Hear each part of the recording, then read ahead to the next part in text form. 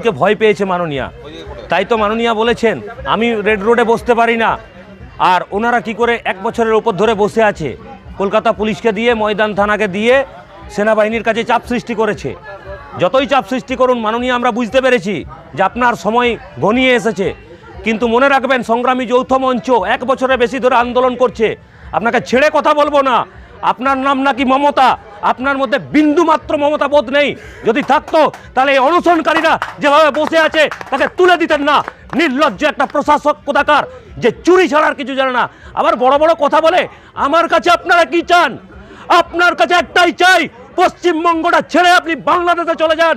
পশ্চিমবঙ্গবাসীকে মুক্তি দিন, পশ্চিমবঙ্গের প্রত্যেকটি নাগরিককে আপনি মুক্তি দিন। আপনার কাছ থেকে এর থেকে বেশি আমরা আর কিছু চাই না। তবে মাননীয় মনে রাখবেন, এই লড়াইয়ের কিন্তু শেষ দেখেই ছাড়বো। আপনি যে জেদটা চাপিয়ে দিলেন, সেই জেদ থেকে আমরা এক পাও পিছপা হচ্ছি না। এই অবস্থার